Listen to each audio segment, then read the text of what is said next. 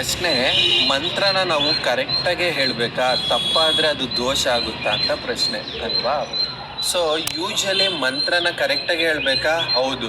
But ಅದು ಕಂಪಲ್ಸರಿನಾ? ಖಂಡಿತವಾಗ್ಲೂ ಇಲ್ಲ. ಯಾಕೆ ಮಂತ್ರನ ನಾವು ಕರೆಕ್ಟಾಗಿ ಹೇಳಬೇಕು ಅಥವಾ ಯಾಕೆ ತಪ್ಪಾಗುತ್ತೆ ಅಂತ ಫಸ್ಟ್ ತಿಳ್ಕೊಳ್ಳೋಣ. ಯಾಕೆ ತಪ್ಪಾಗೋದು? ಯೂಶಲಿ ನಮ್ಮ ಆಡ್ಭಾಷೆಯಲ್ಲಿ ಕನ್ನಡದಲ್ಲೋ ಅಥವಾ ಹಿಂದಿಲೋ ಇದ್ದರೆ ನಾವು ಕರೆಕ್ಟಾಗಿ ಹೇಳ್ಬಿಡ್ತೀವಿ. ಬಟ್ ಮಂತ್ರ ಬಂದು ಯಾವ ಭಾಷೆಯಲ್ಲಿರುತ್ತೆ? ಸ್ಯಾನ್ಸ್ಕ್ರಿಟಲ್ಲಿರುತ್ತೆ. ಸೊ ಆ ಸ್ಯಾನ್ಸ್ಕ್ರಿಟಲ್ಲಿ ನಮಗೆ ನಾಲ್ಗೆನೇ ತಿರ್ಗಲ್ಲ. ಫಸ್ಟ್ ಆಫ್ ಆಲ್ ಹೇಳಬೇಕು ಅಂದರೆ ಆ ಸ್ಯಾನ್ಸ್ಕ್ರಿಟ್ ಭಾಷೆ ಅನ್ನೋದು ಒಂದು ಅದ್ಭುತವಾದ ಭಾಷೆ. ಆ ಭಾಷೆಯಲ್ಲಿ ಜನ್ರೇಟ್ ಆಗುವಷ್ಟು ನಮ್ಮ ಬಾಡಿಲಿ ಪಾಸಿಟಿವ್ ಎನರ್ಜಿ ಬೇರೆ ಯಾವ ಭಾಷೆನೂ ಅದಕ್ಕೆ ಮೀರಿಸೋಷ್ಟು ಇಲ್ಲ. ಅದಕ್ಕೋಸ್ಕರ ಸ್ಯಾನ್ಸ್ಕ್ರಿಟಲ್ಲೇ ಕೂಡ ಅವರೆಲ್ಲನೂ ರಚಿಸಿರೋದು. ಮತ್ತು ಆಗಿನ ಕಾಲದಲ್ಲಿ ಅದೇ ಆಡುಭಾಷೆ ಆಗಿತ್ತು. ಬಟ್ ಸ್ಯಾನ್ಸ್ಕ್ರಿಟ್ ಅನ್ನೋದನ್ನ ನಾವು ಒಂದು ಚಿನ್ನದ ಥರ ಅದನ್ನು ಹೇಗೆ ಬೆಂಡ್ ಮಾಡಿ, ಟ್ವಿಸ್ಟ್ ಮಾಡಿ, ಸ್ಟ್ರೈಟ್ ಮಾಡಿ ಎಲ್ಲ ಮಾಡಿದ್ರೆ ಮತ್ತೇನೋ ಒಡವೆ ಆಗುತ್ತೆ. ಒಂದು ಸರ ಆದರೆ ಇನ್ನೂ ಚಿನ್ನದ ಗಟ್ಟಿಗಿಂತ ಚಿನ್ನದ ಸರದ ಬೆಲೆ ಜಾಸ್ತಿ. ಆ ರೀತಿ ಸ್ಯಾನ್ಸ್ಕ್ರಿಟ್ ವರ್ಡ್ನ ಯೂಸ್ ಮಾಡಿ ಅವರೊಂದು ರಿದಮಲ್ಲಿ ಜೋಡಿಸಿರ್ತಾರೆ ಮಂತ್ರನ. ಸೊ ಆ ರಿದಮಲ್ಲಿ ಯಾವಾಗ ಹೇಳ್ತೀವಿ ಅದಕ್ಕೆ ಇನ್ನೂ ಎನರ್ಜಿ ಜಾಸ್ತಿ ಉತ್ಪತ್ತಿ ಆಗುತ್ತೆ. ಮತ್ತು ಆ ಫ್ರೀಕ್ವೆನ್ಸಿಗೆ ಆ ದೇವ್ರನ್ನ ನಾವು ಕನೆಕ್ಟ್ ಮಾಡೋಕ್ಕೆ ಹೆಲ್ಪ್ ಮಾಡುತ್ತೆ. ಇದು ಮಂತ್ರದ ಉದ್ದೇಶ. ಸೊ ಇದು ಕರೆಕ್ಟ್ ವೇ ಮಂತ್ರ ಚಾಂಟಿಂಗ್ ಮಾಡೋದು. ಬಟ್ ಯಾಕೆ ಇದು ಕಂಪಲ್ಸರಿ ಅಲ್ಲ ಅಂದರೆ, ಮಂತ್ರ ಕರೆಕ್ಟಾಗಿ ಹೇಳೋದಕ್ಕಿಂತ ನಿಮ್ಮ ಭಾವನೆ ಅಥವಾ ಇಂಟೆನ್ಷನ್ ಅದಕ್ಕಿಂತ ಮೀರಿದ್ದು. ಇಂಟೆನ್ಷನ್ ಇಲ್ಲಿ ವರ್ಕ್ ಆಗುತ್ತೆ, ಆಯಿತಾ? ಇದನ್ನು ಮರಿಲೇಬಾರ್ದು.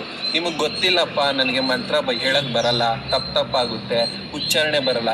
ಬಟ್ ನಿಮ್ಮ ಒಳಗಡೆ ಇರೋವಂಥ ಭಾವನೆ ಏನಾದ್ರು ಸರಿ ಇದ್ದರೆ ಆ ಭಗವಂತ ಕೂಡ ಮೆಚ್ತಾನೆ. ಇದಕ್ಕೆ ಕರ್ಜಗಿ ಸರ್ ಒಂದು ಒಳ್ಳೆ ಎಕ್ಸಾಂಪಲ್ ಕೊಡ್ತಾರೆ. ಅದೇನಂದರೆ, ಒಂದು ಸಾರಿ ಮೇಲ್ಕೋಟೆಯಲ್ಲಿ ಹಿರಿಯ ಅರ್ಚಕರಿಗೆ ಹುಷಾರಿರಲ್ಲ.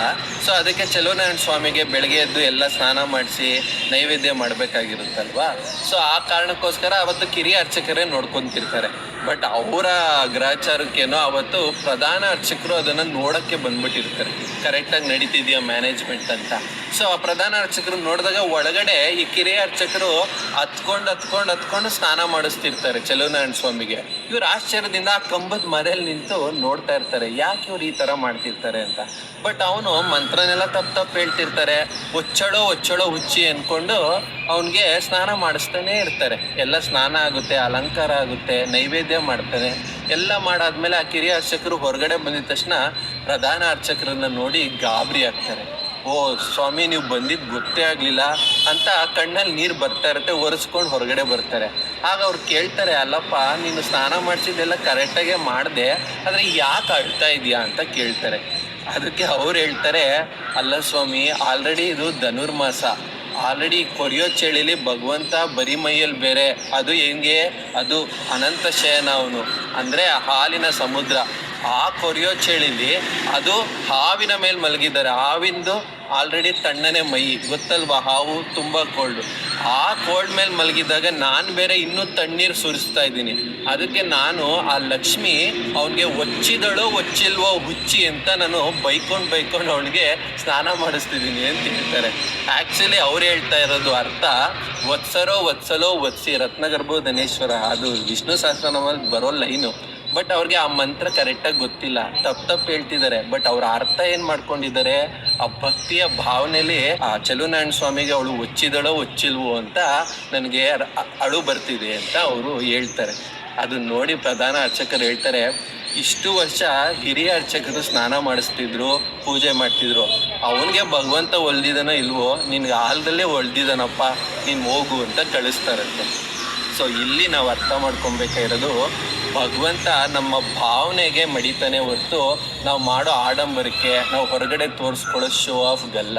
ಇದನ್ನು ಅರ್ಥ ಮಾಡಿಕೊಂಡು ನಮ್ಮ ಭಾವನೆ, ಇಂಟೆನ್ಷನ್ ತುಂಬಾ ಇಂಪಾರ್ಟೆಂಟ್. ನೀವು ಮಂತ್ರ ಹೀಗೆ ಹೇಳಬೇಕು ಅಥವಾ ಇಷ್ಟೇ ಟೈಮಲ್ಲಿ ಹೇಳಬೇಕು, ಇಷ್ಟೇ ಏರಿಳಿತದಲ್ಲಿ ಹೇಳಬೇಕು, ಅದೆಲ್ಲ ಒಂದು ಬೆನಿಫಿಟ್ ಕೊಡುತ್ತೆ.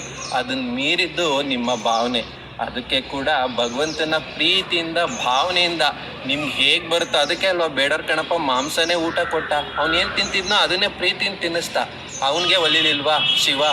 ಅದೇ ರೀತಿ ನಮಗೂ ಕೂಡ ಭಗವಂತ ಭಾವಶುದ್ಧಿ ಇದ್ದರೆ ಭಗವಂತ ಒಲಿತಾನೆ.